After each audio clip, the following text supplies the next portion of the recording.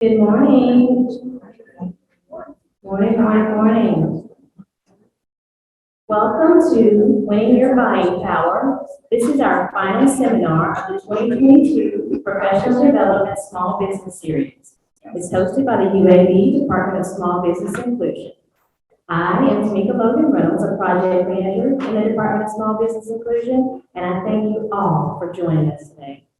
I know the rain has slowed down some individuals, so we're going to go ahead and get started and keep things rolling. And as they come in, please just join us and have a seat. On behalf of Greg Parsons, our Associate VP and Chief Facilities Officer for the Facilities Division, and Ms. Demetria Scott, the Manager of the Department of Small Business Inclusion, they're both unable to be with us today, but they send you greetings and welcome to UAB. They ask that you take this opportunity to become familiar with UAB's process and learn how to scale your business to begin doing business with UAB. The purpose of the SBI Professional Development Small Business Series was to provide the tools and information needed for potential and or current business owners to set up or maintain a successful small business enterprise. And as I mentioned, this is the last of 4. Our first 2 sessions were virtual, and then our last 2, Money Matters, and this one were face-to-face. Small businesses make up an important part of the economic infrastructure in the state of Alabama. This series has provided the tools and knowledge that's needed to successfully start or expand a small business in a local community, help build capacity, and to come do business with UAB. Our guest speakers for today are Derek and Trish Morissette, Trisham Enterprises, Ms. Linda Thomas, Alabama Power, Southern Company, Linda Davlin of Davlin LLC, and Michelle Cruz of Gizian Incorporated. Ms. Bambi Ingram, Manager of Sustainability here in the Facilities Division, will introduce our first guest speakers. Bambi.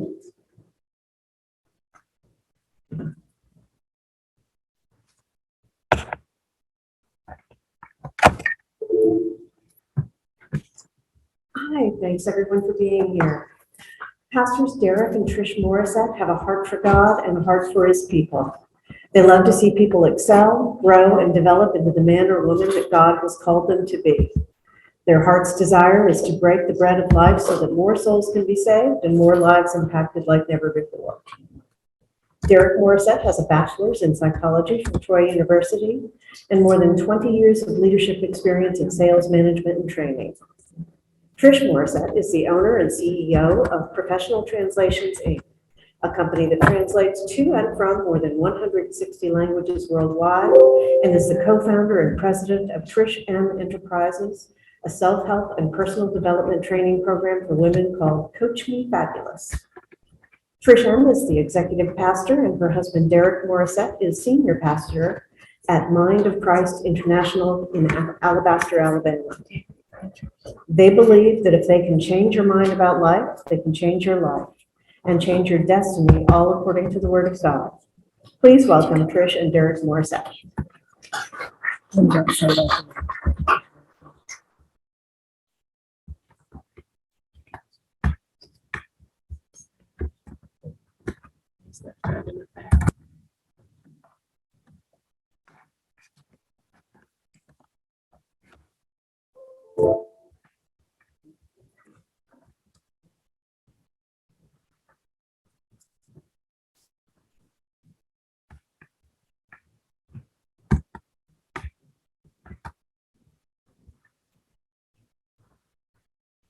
Hello everybody, I'm Derek Morissette, and this is my fabulous wife, Trish Morissette.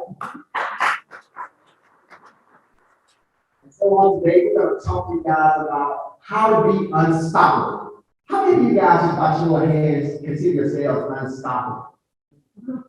We're going to talk to you about a few minutes on today, how to be unstoppable. Life challenges and how to overcome it. Awesome. So I think a majority of you guys are business owners, right? Or looking to start business. Well, when they gave us the topic this morning, I was like, oh my goodness, how fitting it is, because as a couple, You know, we've been together for a long time, but we have gone through so many challenges. And prior to starting our business, Trisha Enterprises, which houses our translation company, our boutique, and all the other things that we do, there were things that we had to do prior so that we can set the pace for our business to run effectively. Just to start you off, we want to give you just a little bit of background about who we are and what we do, so that you can get to know us just a little better. What is our story? Our story is, let's start it out. We've been high school sweethearts, married for 22 years. Come on, y'all gotta get it. We've been together for 28 years. I know we don't look like it. We know each other since grade school, since preschool. That's right. So we were high school sweethearts, college sweethearts, and now we're sweethearts for life. And in the midst of that, we do have 2 kids. Now, this is where the story comes in about how to be unstoppable and how did we get to where we are today. Before we could start our business and do what we had to do, we wanted to establish our family and be rooted and grounded. So here's the thing, we've got 2 wonderful kids, but we have been pregnant 8 times. That's right, 6 miscarriages, and we have those 2 beautiful babies. And it was a time in our life where we were like, oh my gosh, what is going on? And so that's where we're going to really be tapping into on today about how to become unstoppable when life throws you obstacle after obstacle after obstacle. Y'all ready? Yeah. Oh, and I forgot to add, we are business owners, but I alluded to that when talking about Trisha Enterprises, which was our translation company. Like when we got pregnant with our first child, our son is 14 years now. So we've been in business over 14 years. It's so funny that when we had our first child, we also gave birth to a company. So 2 weeks after our son was born, we birthed Professional Translations Incorporated. And also, we are pastors. We pastor at an amazing church with some amazing people in Alabaster, Alabama, my Christ International. We're a non-denominational ministry, and we will be celebrating 7 years. It's August. Yes. So, with that being said, here's a picture of our kids. We have his son, Sean, and we have his daughter, Deja. Small, innocent, and cute, right? Here's where we are today. Brown. Our son is just as tall as us. My daughter, she's 10, Sean is 14. So they have legs for days, I'm telling you. But the picture looks perfect, right? You have 2 high school sweethearts, college sweethearts, a son and a daughter, a beautiful girl, a handsome son. They have a business that they have been doing for 14 years. So where do the obstacles come from? Where do the hardness come from? Because it looks great. A lot of times on social media, we look at people and we're like, wow, they just got it going on. And we don't know the process of what they had gone through to get to where they are. Our business is successful. We started out the first year making 3 figures. Y'all listen to me. 3 figures, $125 in 1 year. Okay, mind you, we had a son that first year, $125. I told God, I said, God, I brought for bills. How in the world is this? What are we doing? And so God had a meeting. We had to have a come to Jesus meeting, so to speak, and discuss what is it that we need to do to be successful? How do we take this to the next level? Mind you, just having a newborn baby. So things had to shift. But prior to the shifting, that was a step out on faith because we had to learn how to be unstoppable so that our business could progress and we could be who we are today. Unstoppable means that we cannot be stopped. We cannot be surpassed. We cannot be unbeatable. When it comes to your life, when it comes to your business, when it comes to dreams of having a family or a significant other, You have to tell yourself, you will not be stopped. And so before we got to the pretty picture of the business and the money and our family and all of that, we had to overcome struggles. Right. Overcoming the struggles and challenges of life, it isn't easy, but somebody has to do it. So you can ask yourself, sometimes you ask the question, why me?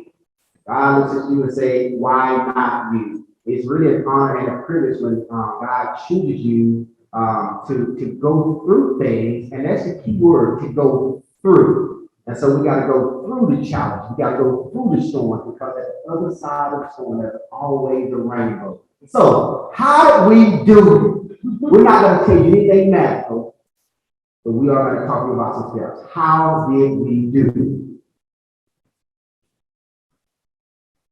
First thing, we had to believe. Let me tell y'all something. The business that we have today, we made 3 figures in 1 year, the first year. The next year, we have been 6 figures and above. Y'all hear me? That was the next year, 6 figures and above. Before we can have the business go to that next level, before we can have those kids with 6 miscarriages, the first miscarriage, let me tell you this, I had life-threatening surgery, meaning that I went in and didn't know if I was gonna come back out. I knew they were taking my baby, I didn't know if I was gonna make it or not. So you gotta understand that going in a situation like that, my faith was at a low level. I didn't know what was next, I didn't know how it was gonna happen, but when I came out of that, God allowed me to rise up in the midst of that adversity, in the midst of the trial, tribulation, and the situation. And then it didn't stop there. I had to go through 6 weeks of rehab, and 8 months I was in a depressive state. How did I come out? One, I had to have a strong man on my side. I had to have people in my corner. But listen, it started with me. Whether it was in regards to the pregnancy or the business, I had to believe. Depression wanted to be my best friend. Lack wanted to be my best friend. And it wanted to remind me of what I didn't have. And it wanted me to stay focused on where I was. But at some point, I got sick and tired of being sick and tired. I did not like the low place that I was in. I did not like the dark place. I did not like the situation. So everything begins with a thought. If I was going to come out of that drug, if we were going to make it as a family, if we were going to make it as a business, we had to change our mindset. Everything, it begins with a thought. If you're going to be an overcomer, you have to first believe that you can overcome. If you're going to win, you have to believe that you can win. Let me tell you something. 6 figures sounds great, right? Because that's a victory point. 7 figures sounds great. It sounds great until you have to get on the field and go to war to get to it. You gotta understand that before you can break through, you gotta go through it. And in order to go through, you gotta believe that there is hope on the other side. All right. So number 1, you have to believe. Number 2, you have to have a vision. I know you guys all heard of that. So vision, people run wild, people perish. And that's so true. You have to have a vision. So you have to focus on and after, you have what you focus on after the belief. What are you focusing on in your struggle? What are you focusing on in the storm? Whatever you focus on the longest becomes a struggle. One of the things I often say is this: focus is not what only you choose to look upon, but it's also what you choose not to look upon as well. And so you have to be focused. What you focus on the longest becomes the strongest. You have to have a vision. You have to have a vision of what the future looks like, where you want to be, where you want to go, and you have to keep that in front of your eyes at all times. Perfect example. And going through the miscarriages, right? I told my husband time and time again, I see 2 children. We're gonna have 2 children. The next miscarriage came. I see 2 children. What am I doing when I keep telling him in the midst of failure? What am I doing? I am speaking the vision into existence, despite the circumstances, despite the lack. What do you see and how do you see it? Do you see it as, oh, here's another miscarriage for me, or oh, here's another mishap for you? What I saw past that was two children. I had to have vision, he had to have vision, and we had to speak it even when we didn't see it. And one more thing I ask is business owners, especially you guys and those who are having, want to start a business, this should be one of the first things that you come up with right here. Because this is the glue that's gonna keep you moving forward in the midst of, because trials will come, the storms will come, but having a clear vision keeps you focused and narrow-minded and not letting distractions come in and take that vision. Remember this, the vision never changes, the strategy does. I'm gonna say that again, the vision never changes, the strategy does. So what we were doing before wasn't working. We had to move on to something else. And what did we do? We changed the strategy. Because what was working before was no longer working for us. The vision never changed, the strategy changed. So what did we do? We began to write a new plan, a new vision. We made it plain. We kept it before our eyes. What in the plan, listen to me, you have to write down what are the key things that you need in this time and this season.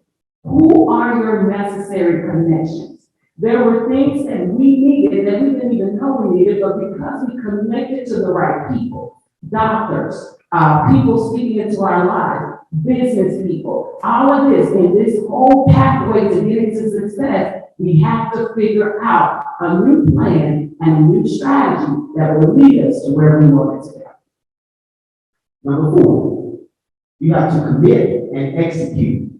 And this is huge right here, because a lot of times you wake up, I know myself, I don't wake up excited every day. I don't wake up, as I like to say on 100 every day. But one thing I am is I'm disciplined and I'm committed to the vision, to the plan that we have in place. Commitment says I'm going to do what I feel like it. Commitment says I'm going to do what I don't feel like it. Commitment says I'm going to do it even when it does not look like it. Why? Because I'm committed. So, commitment, you have to be committed to finish it despite the failures. That's right, failures. We will, or you will, come in contact, or you will be introduced to some failures while you're starting the business, in life, in every area. But the failures are not meant to stop you, but they are simply lessons that you have to learn to get to the finish line. And also remember, execution requires work. You guys ever start something, they tell you, man, this is going to be easy. This, all you have to do is this, and this. Run. It takes work. If nothing else, it's going to take your time, it's going to take your efforts. But all in all, you have to be committed, and you have to execute to overcome the challenges before you. And know this, execution is going to cost you something. Execution is going to cost you. Let me tell you something. If you're not willing to pay a price for what your vision is, then you're not ready. But you got to tell yourself that I am ready. I will pay the price. I will execute. Invest in yourself. Invest in your mindset. Invest in your growth. Invest in people that, because somebody has your next level, but you may have to pay a price to get connected to it, which leads me to this last one, that if you execute, if you have the vision, if you make a plan, if you do all of those things that we're telling you to do, in the end, you're going to reap the benefits if you don't succeed. My son, our son, was our 5th praise. Just imagine if we would have went 1 through 4 and said, you know what, this is, I'm done, adoption, somebody throw me a child, let's just do this, okay? Imagine what would have happened after the first year of making $125 in our business. If we said, you know what, this ain't it. We gotta come up with another. Let me go back to teaching school, because I was a school teacher. My husband in pharmaceutical sales, sales manager, district manager. We were doing great. And then all of a sudden, this bright idea for a business comes. And then all of a sudden, $125 in 1 year comes. Now, that's where the obstacles come in. But you have to make up in your mind, you have to choose today whether you're going to be unstoppable or will you let those situations, circumstances, issues stop you. You have to make the ultimate choice. I gotta say, so thank you guys so much for allowing us to share our story and how we became unstoppable. And I want to challenge all of you as well, because all of us are in some area, some situation where we have challenges, we have setbacks, and we have those things that are trying to hinder us. But you have belief, you come up with a plan, you commit, you execute, you will reap the benefits, and you will get overcome. Thank you guys so much. If you have a question that you want to ask us about the process or anything, anything that comes to your mind that you want to ask, raise your hand and just shout us out. You know, we want to make sure you answer your questions.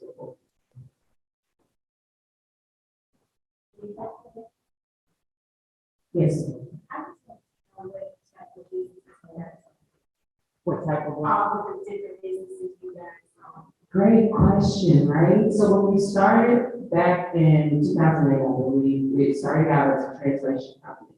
Professional Translations is the company that we launched today that translates to for over 175 languages worldwide.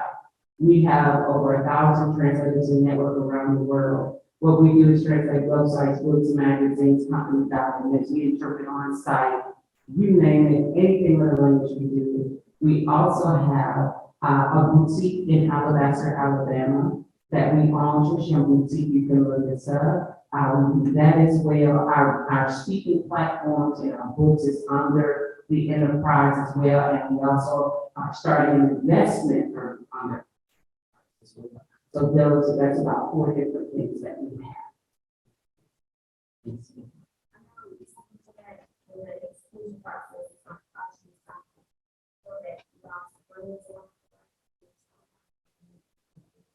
That's a great question. Yeah, I think when it comes to that, it's not necessarily that you lose friends. Sometimes, you get to a point where visions are different and people have to go the route that God has for them. It doesn't mean that you love that person less or anything like that, but paths are just different. And we have to come to a point where, we're okay with that, but it doesn't have to be a bad breakup, I would say. But it's not necessarily mean that you lose friends, you just take different paths, but that doesn't mean again that you lost someone you love any less. That makes sense. And I think for me, because that happened and that was a huge crushing for me during that season of my life. As a woman, you know, we are more emotional than men. Men can move on and we hold on to stuff. For me, I had to really understand that was a time and season. And in order for me to shift into my next, I had to be okay with the old season. And because I couldn't take it into my new season, I couldn't take them. And matter of fact, I was trying to force them into my new season, and it wasn't working. And I was getting failure after failure after failure, heartbreak after heartbreak. And God was letting me know, your season, you're in a new season. If you're going to evolve, if you're going to go to the next level, you have to not be afraid of the let go. The last thing I said is also you have to say as well that the assignment that's on your life now, the people that are meant to you in that assignment of your life are waiting on you. More. Thank you. All right, thank you guys so much.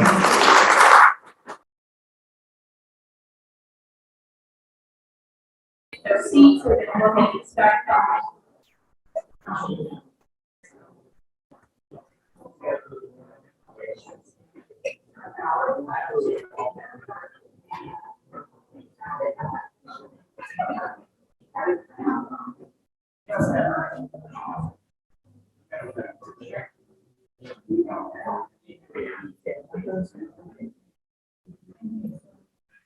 Okay, great. You hear me okay? Can everyone hear me okay? Okay. Our next guest speaker is Ms. Glenda Thomas. Glenda is the Supplier Diversity Manager for Southern Company Electric Operations with responsibility for leading supplier diversity and prime supplier engagement for core business areas for Alabama Power, Georgia Power, Mississippi Power, and Southern Company Services. Glenda works to increase the company's presence in the communities that serve the Southeast region in the U.S. by engaging local, small, and diverse suppliers. She assists diverse suppliers with business development in the areas of business growth, succession planning, innovation, and utility best practices. Glenda joined the Southern Company family with Georgia Power in 2002, and she has led and managed key supply chain and compliance areas for Southern's nuclear operations, major projects, and new nuclear plant construction. Prior to coming to Georgia Power, Glenda worked at IBM Global Services in project management and operations management roles. She received her BS degree in accounting with a minor in computer science from Alabama A&M University and a Master of Science degree in project management from George Washington University. Some of Glenda's talents and numerous affiliations include, but are not limited to, Supplier Diversity Co-Chair for the World Games 2022, World of Opportunities Chair, City of Birmingham Vital Committee, Supplier Development Initiative for increasing local minority suppliers in the Birmingham area and across the state. And lastly, Women Business Enterprise Council South, WEBAC South, Board Member, 2019 Gala Chair, Board Vice Chair, and Chair of Women of Color. She has numerous other affiliations on here, but I'll read the whole page. Welcome, Ms. Glenda Thomas.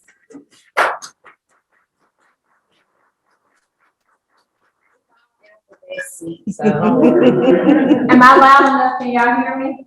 Yes. I'm not too quiet. So, thank you all for having me here today.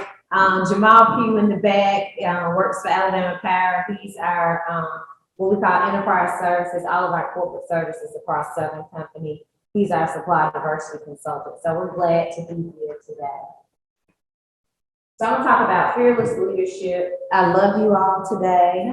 Y'all stole some of my thunder. We're about something. God had to just make it happen. Yes, so I'm gonna start with a key piece of what you all said.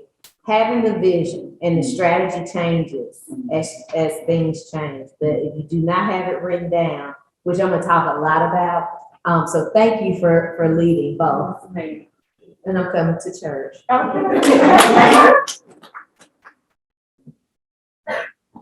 Is this hard?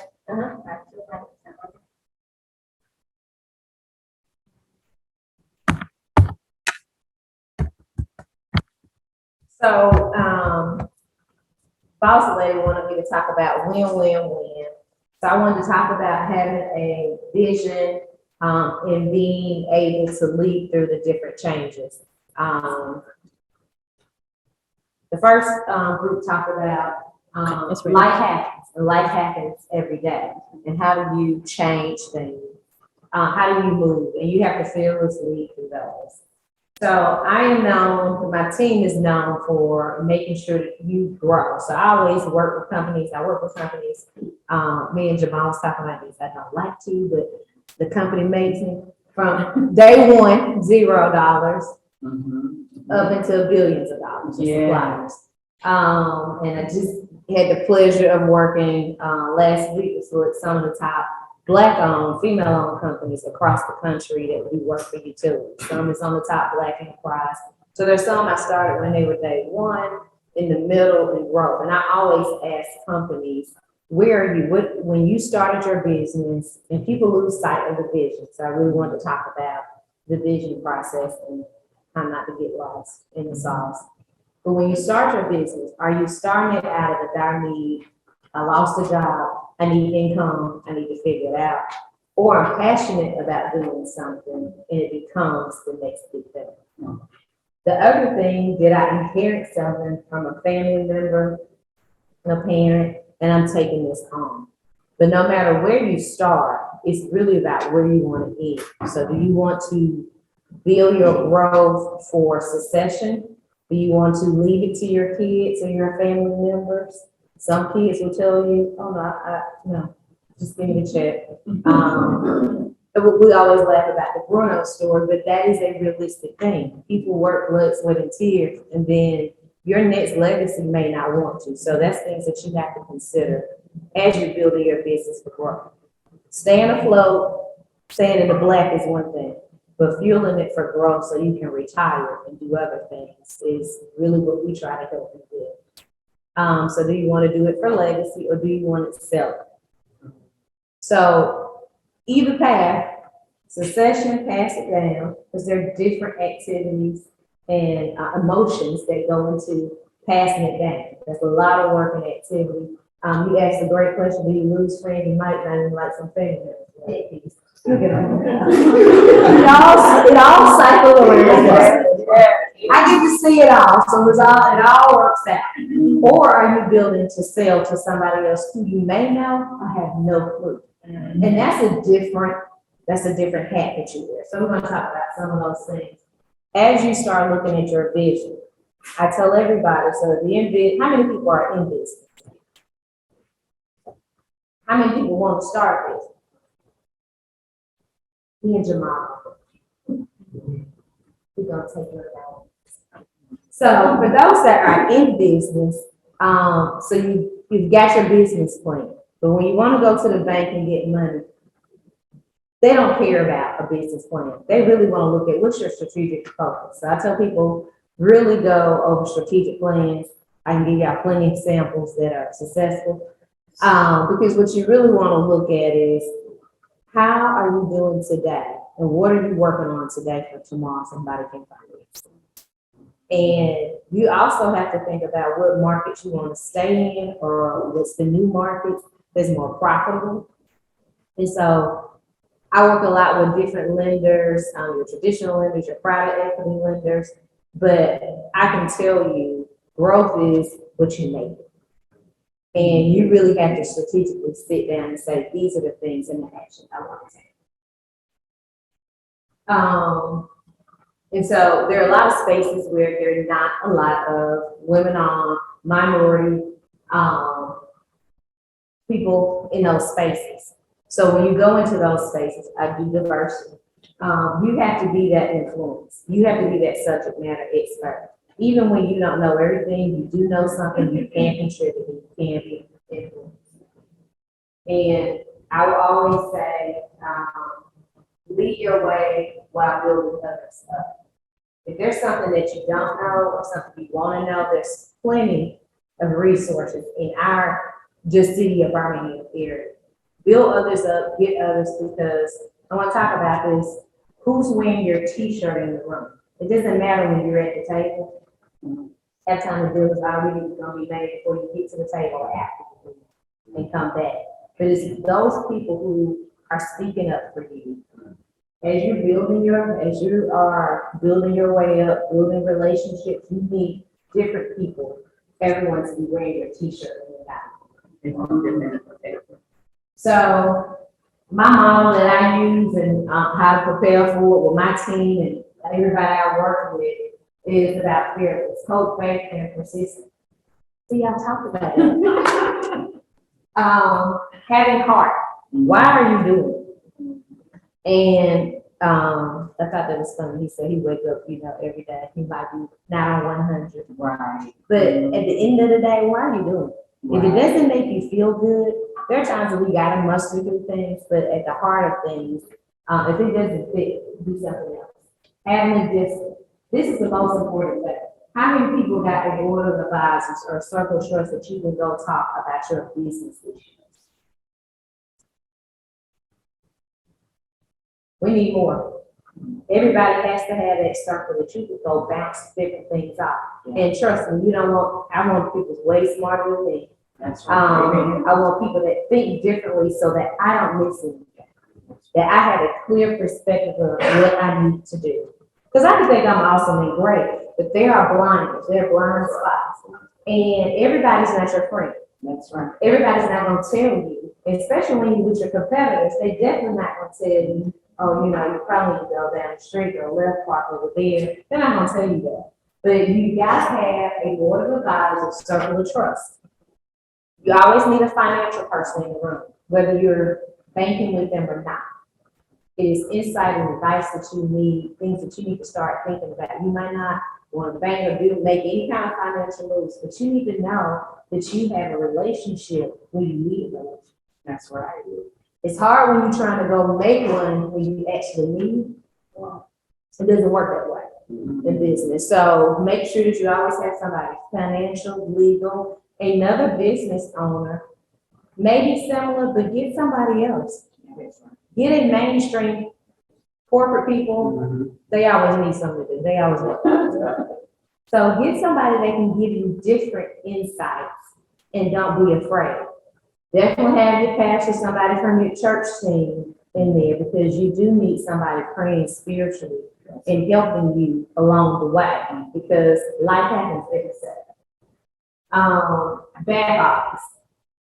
I'm just gonna spend a little time.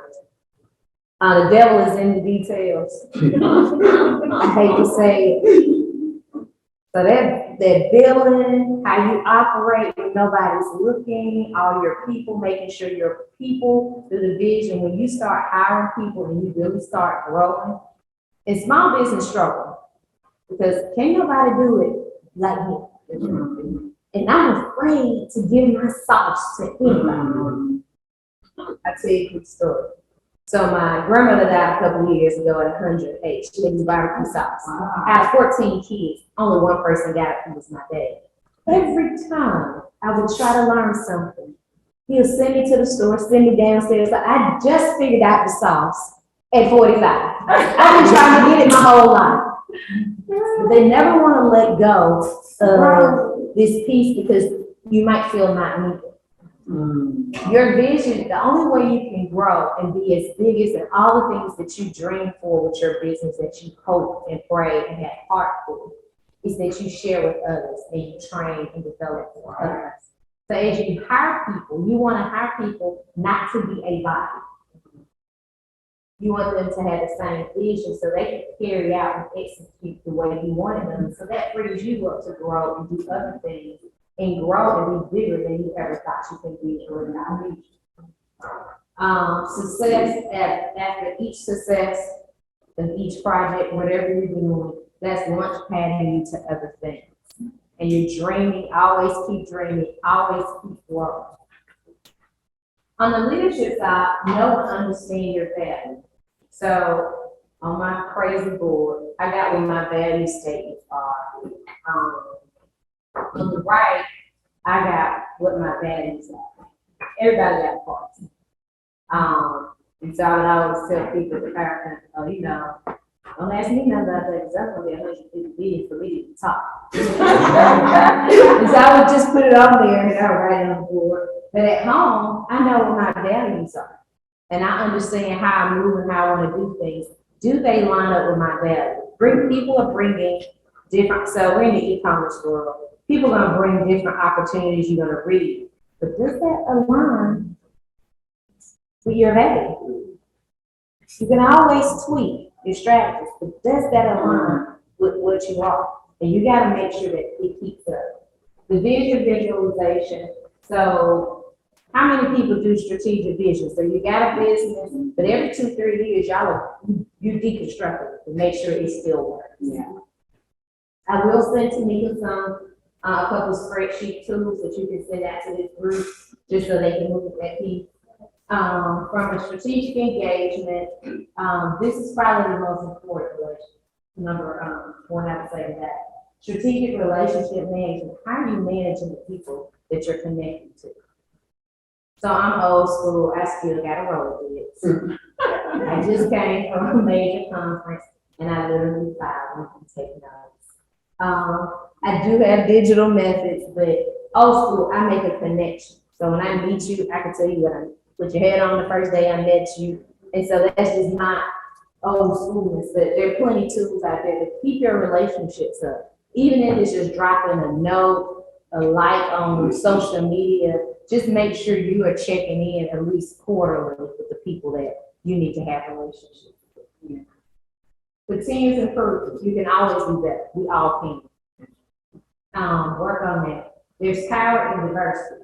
It's power in working with people who don't think like you, and to get insight to help you prepare for it. So, say, how do you execute? We all talk about execution. What's your strategy, but what are your action steps that you're using to make your strategy come to? What does growth look like to you? Because what growth look like to other people, you need to set with that time. I call it excellent mental use of talent. How do you use resources effectively to make your work easier? Everybody say work smarter, not harder, but how do you use your talent that's around you to help you grow? I think it's my last slide. Diamonds to prepare for, from a good to so make it happen. Pressure creates success. Shine bright and be the light. So invest in you. Y'all been here today. That shows investment. Learn and build your relationships on solid footing. If I see you today and I see you for another year, we have connected by anything that's not a solid footing. We talked about wearing your t-shirt in the room whether you're there or not. There are going to be times when somebody asks a question about you, and you want them to say great things. But if you're having some relationships and connected, oh, I'm growing, I'm doing this, and that people can speak positive, you would be surprised at how business grows. With pressure, give and lend a help, hand somebody else. Knowledge, wisdom, resources, contact, encouragement is not always money.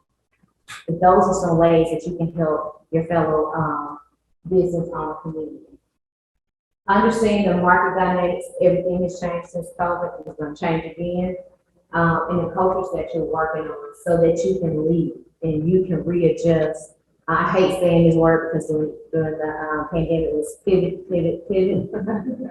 So I don't want to say pivot. Y'all come up with the other word. But whatever it is you need to adjust. Labor is a big issue, so that affects everything that we do in here. So think about ways, how can you work to make your company still profitable and efficient and still on the track of work. Stay positive in all that you do and in others. So when I get frustrated, I got this little gold teapot thing, and I put nice words in there and I pull one out. Because we all get frustrated, we humans. We all get emotional at some point. And sometimes you just have to physically see it and speak it to others. This is probably my favorite. You're only as good as your last job, whatever you did, and share news. We don't communicate enough. We don't know about each other because we're sitting in there doing our own silos. Let's communicate so people can know that you wear your t-shirt so you can get more growth. But make sure that you're sharing the good news when things happen. We got plenty of tools. You can do it on LinkedIn, Twitter, Instagram, your own website. Work with the local newspapers or trade journals because they always looking for content. So share your information. Use your voice and platform. Everybody has a voice and has something that they can highlight that's for the greater good of our community and to help others. And that helps with your branding and helping your work. Here's my contact. I think I got both of them, my son company and my other, you'll send this presentation out to me. So that's all I have. Any questions or comments? I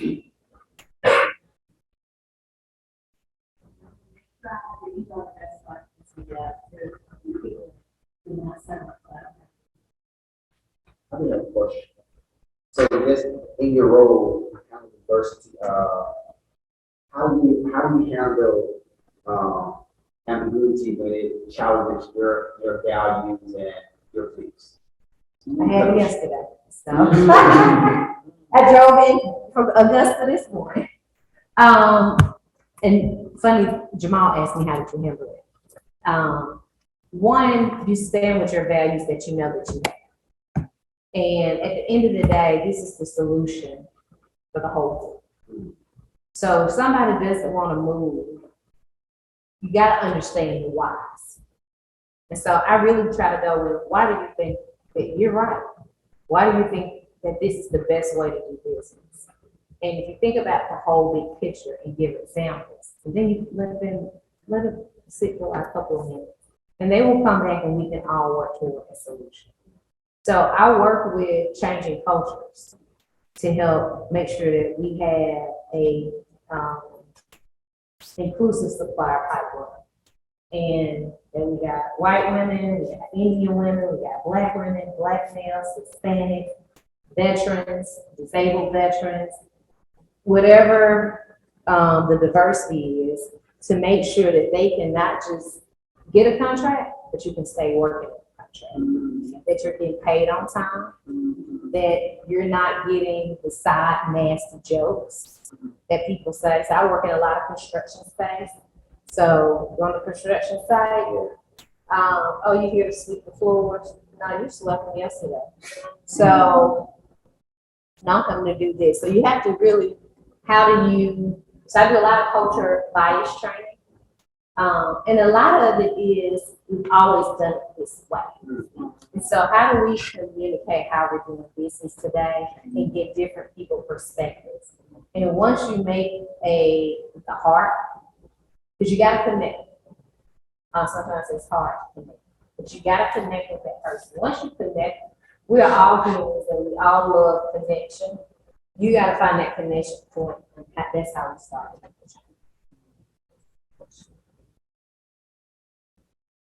Well, I'll be here for to the end. Thank you so much. I appreciate it. Thank you.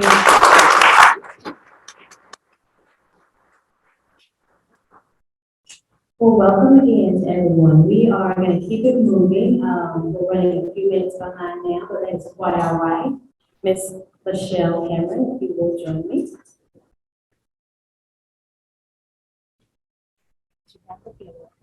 Thank you. Good morning, good afternoon. Thank you all for being here this morning. Had a chance to meet a few of you. Hope I get a chance to meet the rest of you. I'm from the Office of the Provost, as you'll see, and I have the privilege of introducing our next speaker. And I've had the pleasure this morning to chat with her, and that is Ms. Linda H. Malone, CEO and owner of Davlin LLC. For the last 18 and 19 years, she has spent her time building Davlin LLC, which is a woman-owned and operated site preparation and facility and grounds maintenance firm. She has also been building her firm as she works through the community. In helping through community service, she enjoys giving back by helping those that may be less fortunate than herself through community service, such as food services, providing clothing, and sometimes just talking with the homeless or those that may need shelter. Ms. Malone also enjoys, through community service, helping with our teen and our youth through the education system, whether it's mentoring and taking short city trips to the local museum and the zoo, or helping them identify the appropriate clothing for interviews, or talking about what they want to do in life in general. Ms. Malone, being a business owner as herself, has had the privilege of mentoring youth and those that she works with, but she credits her success in building her company by those that have been around her through the years. She's gathered that experience from some of Birmingham's top educators, executives, politicians, and those that are working in the areas of human resources, public relations, customer service, and engineering. A lot we just heard about relationships. These individuals have helped keep her motivated, but also humbled by their existence and their mentorship. The Davlin LLC is a certified DBE firm with the Alabama Department of Transportation, Tennessee Department of Transportation, Georgia Department of Transportation, Mississippi Department of Transportation, as well as the MBE and WOSB. I ask you all to please welcome Ms. Linda H. Malone, our next speaker.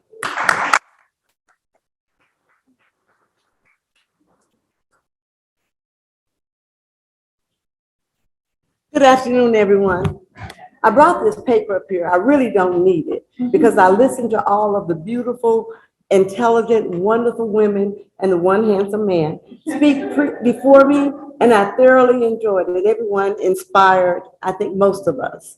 So I'm not here to really inspire you, but to remind you of the things that we need to do so we can get where they have gotten, and that's networking. I think we all know how to do networking. I'm not going to give you a definition of networking because you already know what it is. You sat here and you got focus, strategy, commitment, and fearlessness. You know who you got those all from. So my word is networking. I thoroughly enjoyed the previous speakers though. Like I said, you know what networking is and why is networking important? Without it, you wouldn't have any business. Networking is vital to career growth and success. It involves building long-term relationships and strengthening your reputation over time. This is done by meeting and getting to know people who can assist you and whom you can potentially assist as well. Like someone said, you can't get without giving. Your network includes your friends, colleagues, business connections, and social members of a group of which you belong. A professional network is great. You know what? I'm sitting up here talking to y'all. I hadn't clicked that thing not one time. They didn't even give it to me. It's their fault. I just thought about it. I'm supposed to be doing something.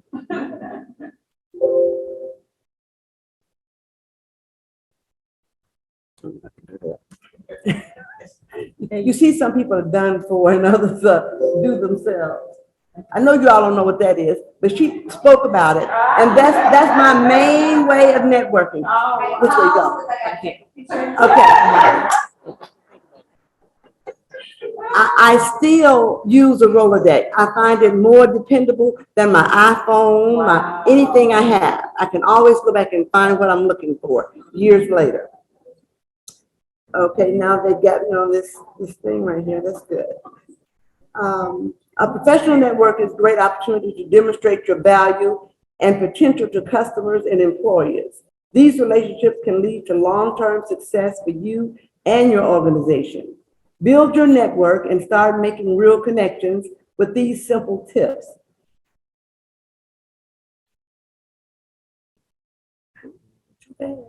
Attend networking events. That's a networking event. Yeah. Actually, that's a social event. But attend networking events, business, like you're doing today. Put yourself out and just attend them. They're fun. You'll learn a lot. Get social after hours. Don't go straight home from work. Most business is conducted after hours. That's not a bad thing or a good thing. It's just a true thing. Yeah. Okay. Be able to articulate your work. When somebody talks to you about what you do and how you do it, stand up here like this couple did and articulate your work. You know what you work. You know what you can do. So after you sort it all out, be able to talk about it. Be helpful to others. You can't always just be helpful to yourself. You have to be helpful to others. Types of contacts. You all already know those. Your business contacts, your personal contacts, and your social media. And your telephone. I have so many contacts in my telephone. And when I use my telephone, like she says, it's like a business card. I'll write down where I met you, the date I met you, and what meeting we were at, and what you had on. So when you call me or I call you, I can describe myself to you and vice versa. It really makes sense. Okay. Building and maintaining relationships. I think you all know how to do that, and that's partly part of networking, building and maintaining relationships. I build my relationships and maintain them maybe different from other people, or maybe we all do it the same. I make a habit of calling people after I've met them and they've made an impression on me, not that they're saying anything, but they impress me with their knowledge. I make a point of calling them and tell them how well I enjoyed their message, or I send them a thank you card. Sometimes a thank you card works better than me trying to get them on the phone. And I think they remember me better that way. How many numbers do you have in your phone that relates to business? There's nobody in my phone that doesn't relate to business. That's including my mother and my son. Building and maintaining relationships. The way you build and maintain relationships is you stay in touch with people. Networking is real simple. It's nothing hard. We all do it. Some of us don't even know we're doing it, but we can do it. You master a lasting impression. Do you know how to master a lasting impression with someone? Yeah, you do. You did today. She did today. Everybody that stood up here did today. They mastered a lasting impression. Whether you were funny, you said something very intellectual, and you all did all those things. You have a lasting impression with everybody in this room, I'm sure. And meeting the right people. And everybody's the right person for something. That sounds bad sometimes. But you need to meet the right people. But that's true. And we're all the right people for someone. We all know different things. Words have power. Everybody that said something here earlier today, their words had magnitudes of power. Even though we may have heard them before, it's always wonderful to hear them again. And I do appreciate all of you all. I didn't want to get up and speak. I really didn't. She wouldn't let me out of it. Okay, now let's us all talk about networking. I'm sure there's nothing I can tell you all about networking that you don't already know. Did I give you anything? Yeah. You better say something. I like networking. I don't necessarily like doing it in front of a bunch of people, but I love networking one-on-one with people. And I love people that are hard to get to. That's my main one. She's really hard to get to. I've tried to get to her 4 times. She don't even know who I am. Yeah, you sit over there, man. But she's a wonderful person. She's a very smart person, and she gets things done. And that always gets to my attention. And I admire her work. Because I'm sure we're going to talk about you if you don't. Now, see, I feel more relaxed now. But like I said, I didn't think there was anything I could tell you all about networking that you didn't already know. Just a few things to remind you that it's always good to network. It's always good to go out after hours. Don't just leave work or leave the church. You don't have to go to a bar. You can go to a bar and have a club soda. But you need to meet other people because people need to see and meet you all, everybody in here. Because everybody in here that introduced themselves have something to offer to the world. And we all need it. She spoke about us meeting together and talking, having a round circle group. Not necessarily us, but we all do need that. And when I call her, I don't want her to say no, not one time to me when I get this number. But I'm just putting her on the spot if I can. But are there any questions that I can answer for any of you? Yes, sir.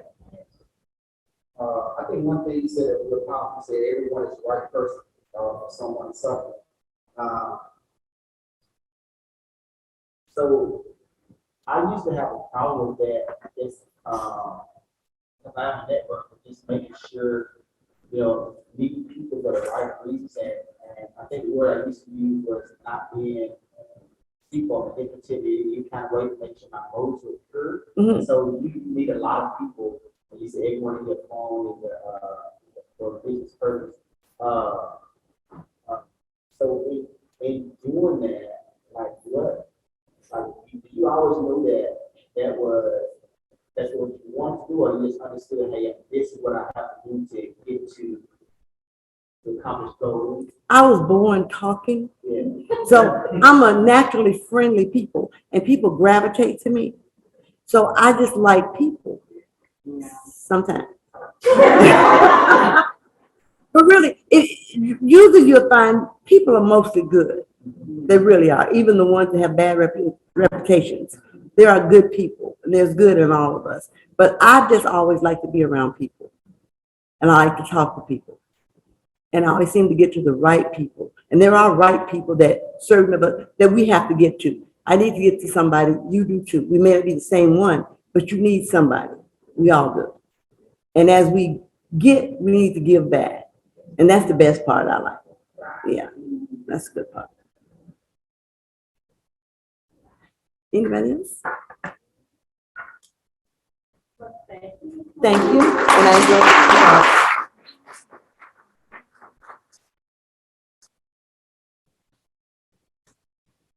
Mr. McWilliams, Thomas McWilliams is going to introduce our last and final speaker for the afternoon. Many of you received a flyer advertisement in regards to doing business with UAB. So our next presenter will kind of give you an idea or an overview of the way that UAB is now doing a lot of its purchasing and making its purchasing decisions through group purchasing organizations. So, Mr. McWilliams, welcome. Thank you.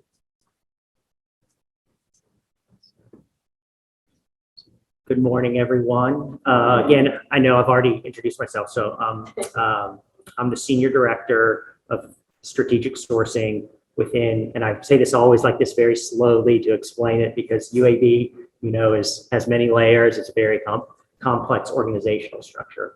But I'm within the hospital, within the supply chain division. So I have responsibility for contracting and sourcing within the hospital supply chain. And I am here to introduce y'all to a wonderful person who supports not only the hospital, but the entire medicine enterprise with our contracting activities, primarily medical related. That's the majority of it. And I think, Michelle, you will go into the group purchase organizations, the organization that she's part of and how they work.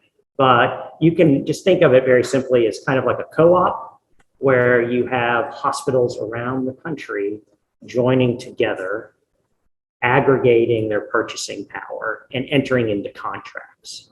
And the group purchase organizations are the entities that are entering into the agreements. And then the various hospitals around the country are members of that GPO and they can access those agreements. So it's my very simple version of explaining all that. But without further ado, let me introduce you to Michelle. So Michelle Cruz is a healthcare executive with 22 years of client relation and management experience, focusing on supply chain process improvement and assisting healthcare organizations in their daily challenges of balancing cost and quality of care. As Senior Enterprise Client Manager for Vizient Incorporated, she has been dedicated to the University of Alabama, Birmingham since the end of 2018, where she works with the supply chain team to identify savings opportunities and works to make sure they are getting the right products, the right time, at the right cost. So she really helps us with sourcing the products, getting everything, not just setting up the contracts. There's been a lot of product shortages in the market, as everybody's heard about, right, during COVID, and she's assisted us with that, helping fill those gaps. So she holds a BS degree in applied psychology from Georgia Tech and a master's in healthcare policy and administration from Mercer University. She resides in Athens, Alabama, with her husband, Tim, and two daughters, Katie, who's 18, who'll be attending University of Alabama this fall. Congratulations. And Kara, 12, who's a rising 7th grade. As a family, they enjoy attending sporting events and going on hikes with their fur baby, a beagle named Luna. So without further ado, here's Michelle.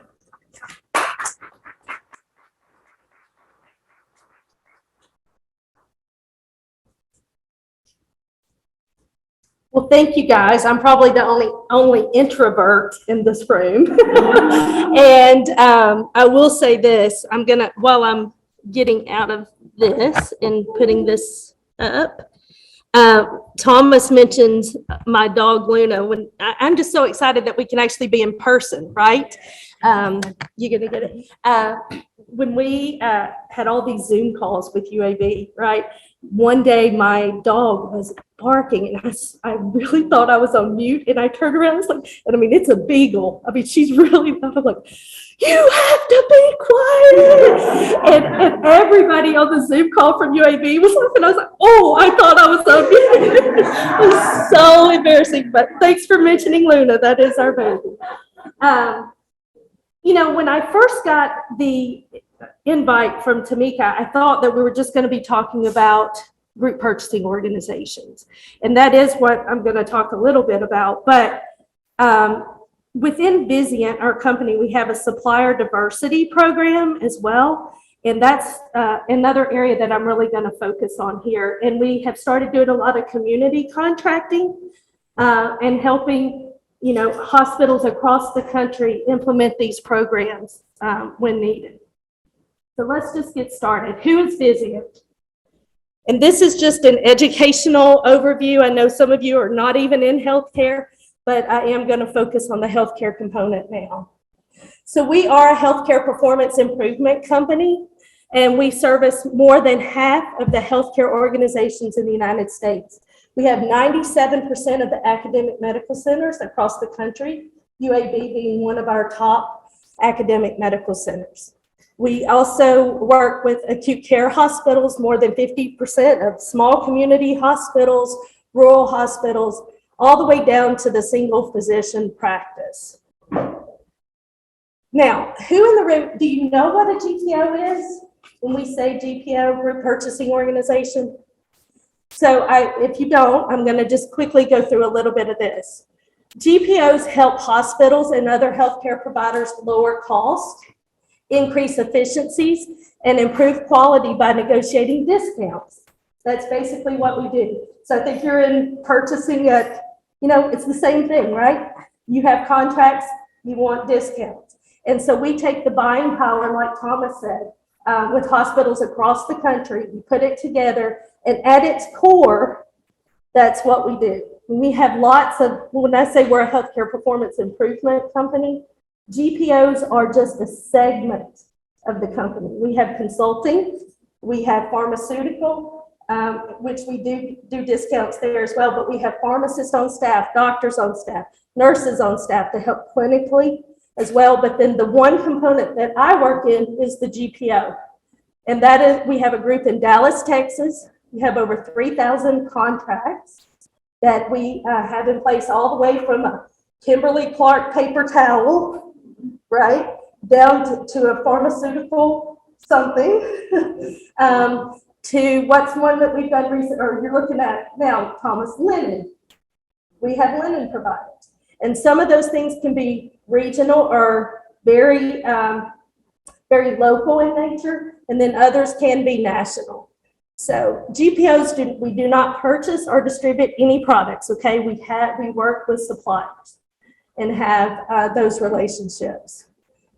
We know that every hospital has unique needs, so it's not a one size fits all. So we try to be flexible, and we're known for that in the industry.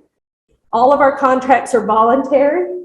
So while I want Thomas to use every contract that I bring to them, they don't have to. It's not a requirement. The way we make money is from the suppliers. So they will pay usually a 1% to 3% administrative fee to us. That's how we make money. Bottom line, right? The hospital does not have to pay to be a part or have that component of the GPO.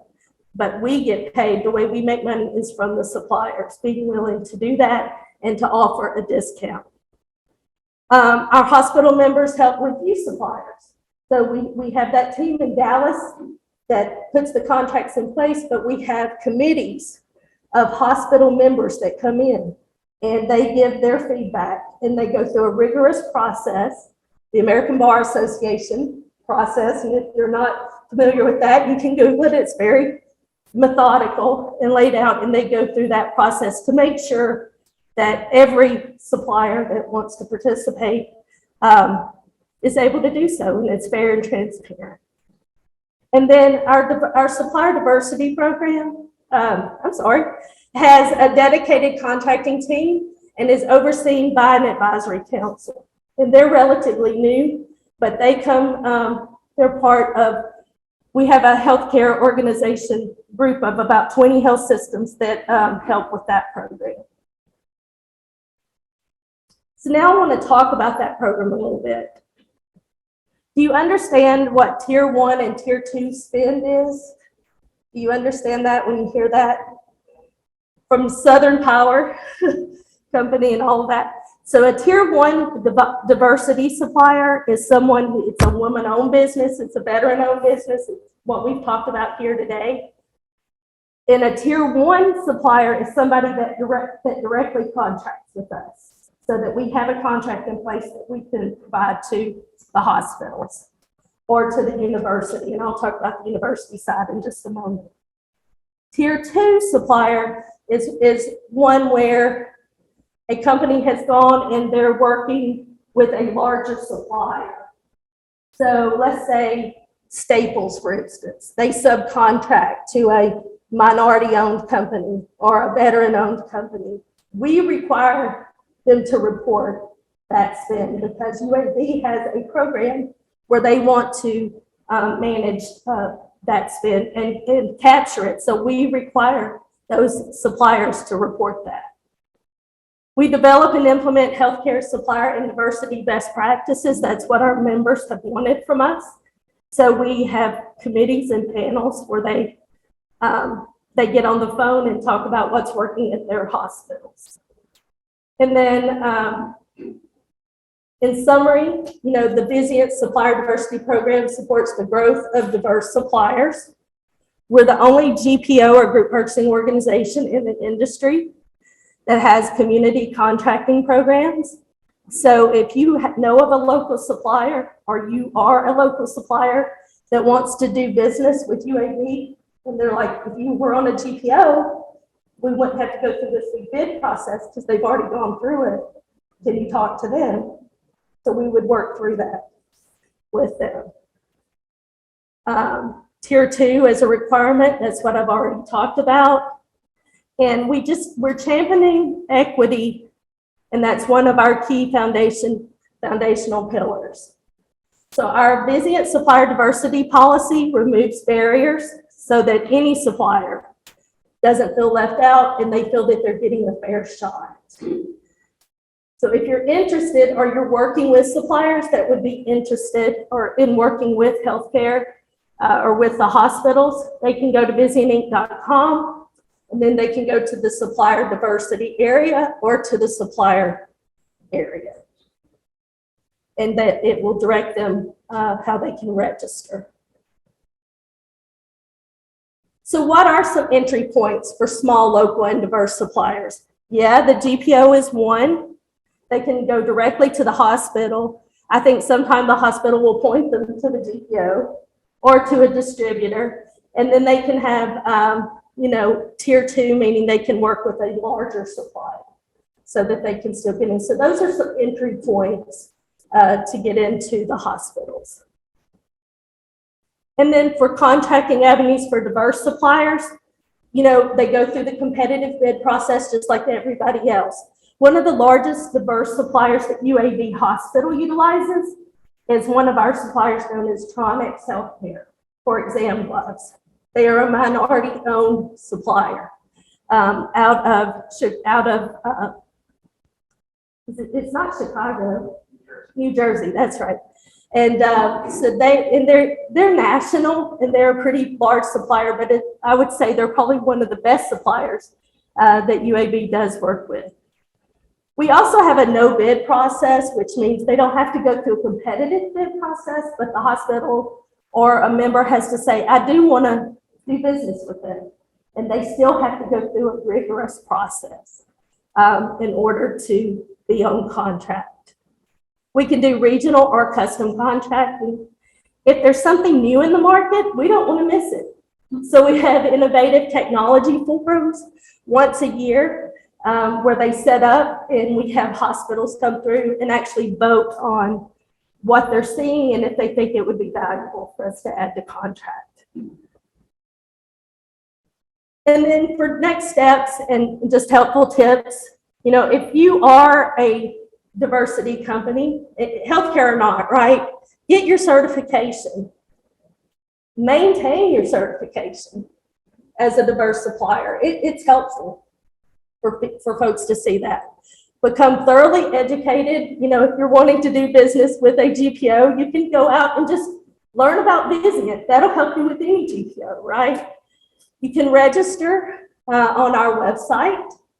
We keep a national bid calendar out on the website that you can actually look at, and you're like, I may want to look at this sometime, being a GPO supplier. What does it entail? And then the way we do our contracting is we keep a bid calendar up to date. So when that particular area like linen is coming up, if you're offering linen, that would be a good time to be reaching out a few months ahead. Complete the supplier training. We do have that out there as it's just helpful for anybody. So again, that's VizientInc.com. And then I was so hopeful that our Vizient supplier diversity team could be here today and I wouldn't have to speak. But they were unable to be here, but we do have lots of resources. So if you are in healthcare and you would like to connect with that team, and they're great. And I did put Shalita Dunn. She is our VP of Diversity and Community Initiatives. And then I have my contact information. The other thing I wanted to mention is if you're on the university side, we have a partner called Omnia Healthcare. And they use our contracts, but they have a number of their own contracts as well. So we are separate, like we do the hospital and they do the university. So, and I'm talking construction services, okay, roofing, landscaping, all those kind of agreements we have available for the university and the hospital system. And a lot of those are local or regional in nature, so they don't necessarily use us as the provider in those areas, but it is an area that we're hoping that we can start working more closely with UAB on. Are there any questions about GPOs in general? Yes, Tika.